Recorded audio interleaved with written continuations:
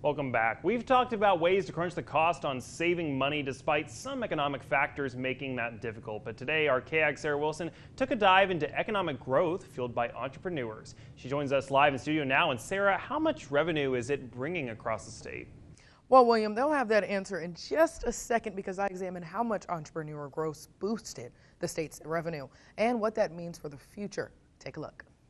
It's no secret that COVID-19 turned the world upside down, the effects being felt throughout the entire economy. Texas Workforce Chairman Brian Daniels says entrepreneurship is a slow train to getting back on track. But how did entrepreneurial growth contribute to the state's economy? So we went from about 2.7 million small businesses to about 3.1.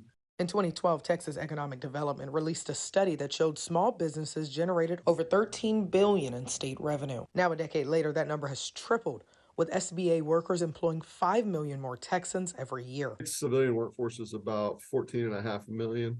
So about a third, 1 out of every 3 Texans is working for a small business. Growing significantly during the COVID's boom from 2020 to 2022. So what does that mean for the future? I'm pretty optimistic about where things are headed. You know, community banks here in Texas continue to be strong.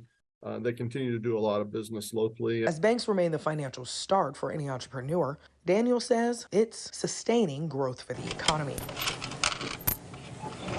Even if it's like once a month, we can just shop local here and there. That'll be great for everybody. And I think the numbers that we're looking at certainly bears that out. As the 9th largest economy in the world, Texas is now the leading nation in most jobs added in the last 12 months as we face more economic battles. You know, we're all watching economically kind of what's going to happen. Inflation, I think, still remains an issue for some households. Yet people are continuing to support all businesses, small or large, to keep circulating the community dollar. To think about that locally owned business that may only employ 2 or 3 people, how big an impact that has on the economy. And as support happens worldwide, continuing to shop in a community that's growing could be the future of our economy.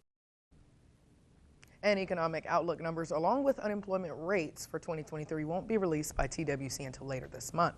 But for more on this crunch the costs, go to KAGSTV.com and tune in every Monday night on KAGS News for your latest money breakdown. Back to you, William.